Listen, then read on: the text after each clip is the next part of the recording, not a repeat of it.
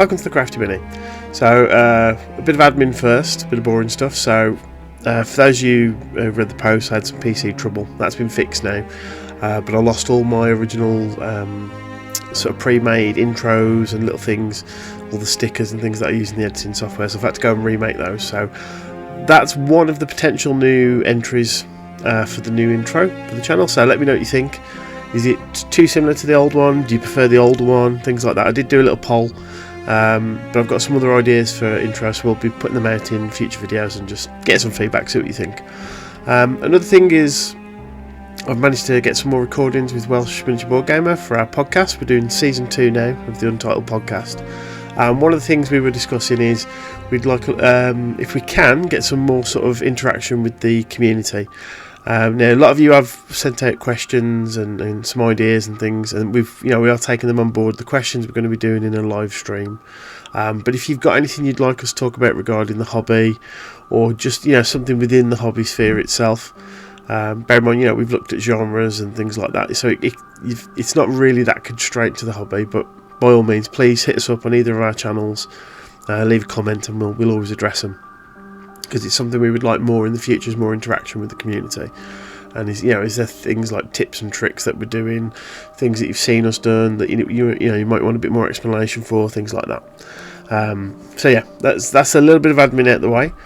Now onto the actual paint job itself. So with this one, obviously it's Halloween season, and for Halloween for me it's obviously all spooky stuff, but I always think of pumpkins. And I found this miniature on Etsy. It's 3D printed, and although I don't normally zenithal highlight, I have done this slightly on this miniature and some future ones, just because I found it for the footage it's easier for you, the audience, to follow. But by all means, if you want to zenithal your miniatures, go ahead. I don't normally do so. But starting off, we're going to get this, so I'm using my Procure range for this, and we're going to get some orange down. Now I've actually mixed some red with yellow to get a deeper orange first of all, and then the orange that they do in the main range, I'm going to be adding that on. But once that first couple of layers are down to get some good coverage, I'm then going over with this mix. So this is Agrax Earthshade and Army Painted Dark Tone, and I'm just putting this in the recesses just to give a bit more depth to the actual miniature, because it's got some really cool details on it. It's quite monstrous and disturbing, really in fitting with the theme of Halloween. So we're going to get that on, and then we'll go over and re-pick out all of that orange and do some cool highlights and things. So for this first highlight, what I've done is I've got the original orange mix that I did the base coat with, and I've added just a drop of the Pro Acryls orange paint just to brighten it up a little bit. And then on this miniature, you'll see as we go around, obviously you've got the segmented sections of the pumpkin, but within there's cool little details and like rips and tears on the sort of flesh of the pumpkin itself, and we just go around and picking them out.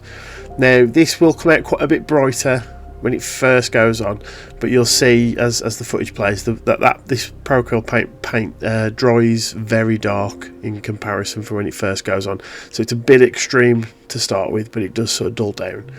And it's just a case of going around segment by segment, picking out all those cool little details. And with a miniature like this, where there's only 2-3 colours, it's actually quite a nice, simple paint job. It's not too taxing, which I like, because I've not actually, although I've got footage that's been coming out every week, because I work roughly about 2-3 weeks in advance.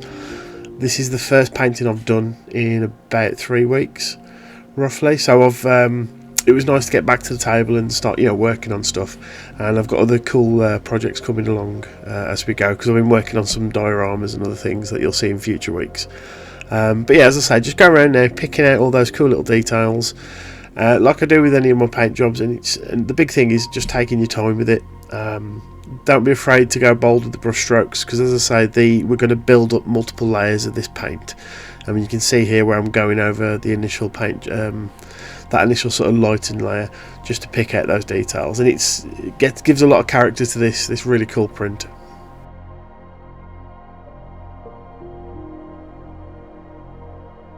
Right, so because I'm using particularly thin down layers in between, if I feel like the colour's gonna smudge or run, I'll actually hit it briefly with a hairdryer just to wick off that last bit of moisture before I go into the next layer. But with this one, what we're doing now, so it's the exact same colour, I've not added anything to it, and we're just building up that opacity in very thin layers. So it looks quite yellowy when it first goes on, but as I say, it darkens down and you get that really nice vibrant orange at the end. And it's just going through and picking out those key areas, the folds, like on the side of the pumpkin here where it's sort of dented inwards. You've got some really cool little bits that you can pick out and have some fun with. And it's just a case of, again, going around, building up this second layer of opacity, and then we'll go to a highlight layer where we'll increase the orange in the actual paint.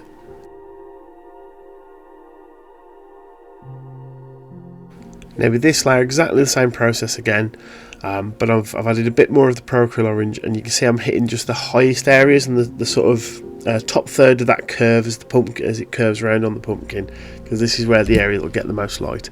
And this is just to give a nice transition with the shades of orange as it goes through.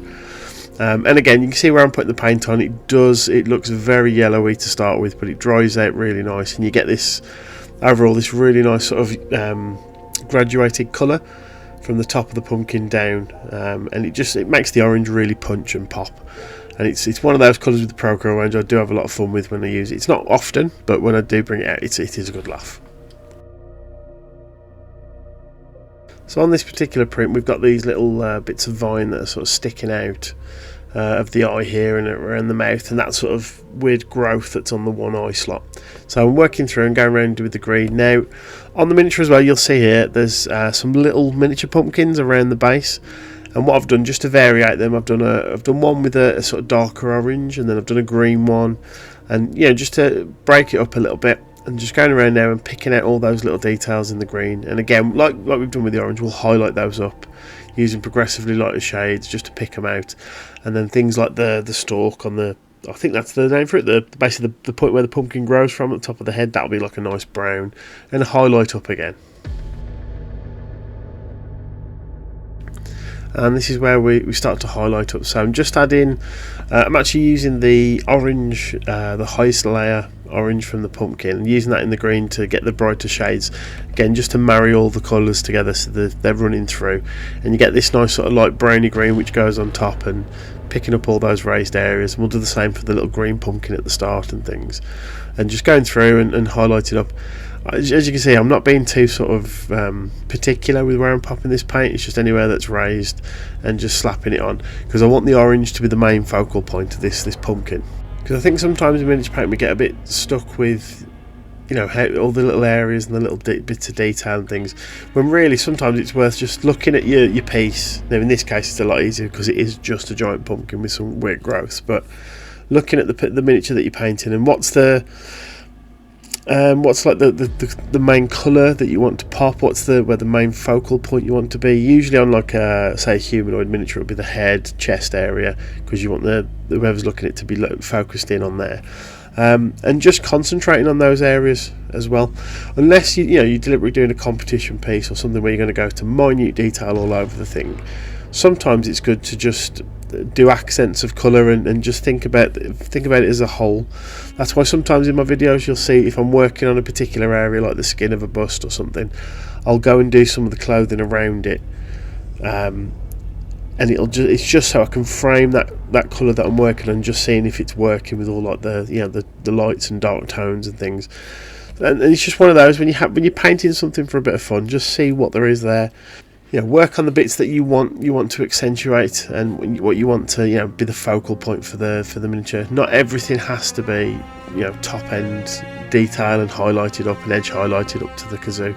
Just go for what speaks about the piece. Now at this point I'm going back around and I'm adding some extreme highlights onto the small sort of cuts where the flesh has been cut out for the eyes and the mouth in particular, and where this sort of growth's going to and from. Also, part of this is something I don't normally speak about in miniature painting, but I decided to keep this in the footage. Originally I wasn't going to upload this video at all. I'm not particularly happy with the finished paint job, and so normally I don't upload them, or I'll wait and repaint them and things like that. But with this one I've decided to go for it, just because I think it's important sometimes to show where we've made mistakes, things that we've done that haven't quite worked, and what we can learn from them, which I'll go more in depth when we look at the final shots and things.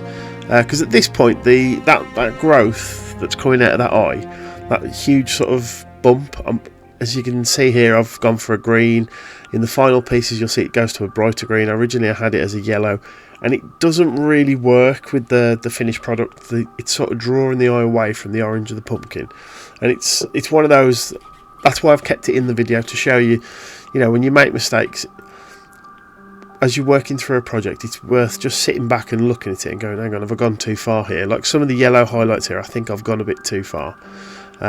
Where it's sort of dotted and scratched in, it does work and blend, but the mouth, the interior of the mouth itself is too dark, and there's almost too much of a contrast, which again you'll see in a minute on the final shots. And it's a shame, because I'm really happy with the flesh on this pumpkin. I think it pops nice, it's got a nice gradient to it, and it's almost as if, as I say, I've pushed those final highlights a bit too much, more than I normally would, and it's just something I'm not particularly happy with. And this can happen in your projects, and the thing is, don't get disheartened, finish it off, because as we always say, the worst case is you just strip it and start again, which I'm probably going to with this miniature, and do a bit more detail work, and maybe rebase it as well, so it's in a bigger, and I'll make some little pumpkins with it and things. I'm not too sure yet, but I'm definitely going to go back and alter some of the colours, because I think that yellow's a bit too bright. And again, just reaffirming that anyone who's into the miniature hobby, and you know, you do something and you mess it up, that's okay, you can just restart it, it's not the end of the world.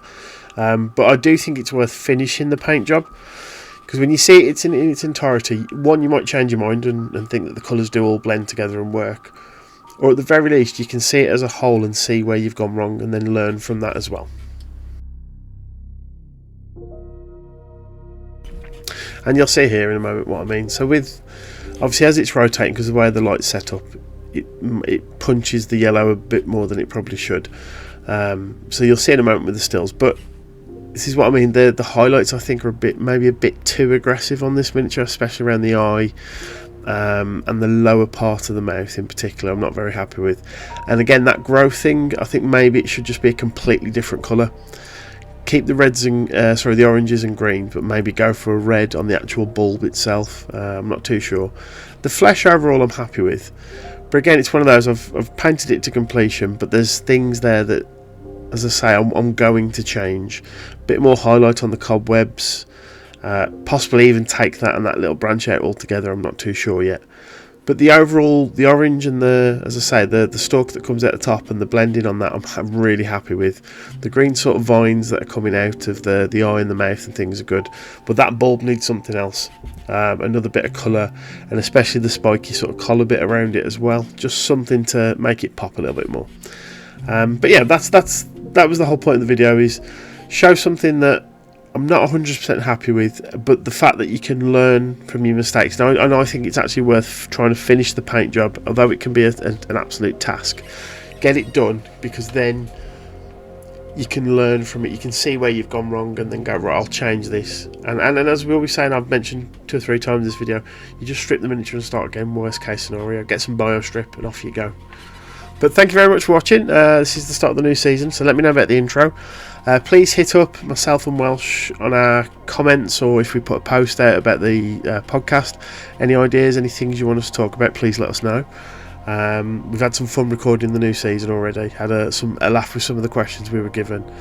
And then we're going to be doing things like live streams and whatnot, which we'll talk about in the future. But thank you all very much for watching, and we'll see you on the next one. Cheers.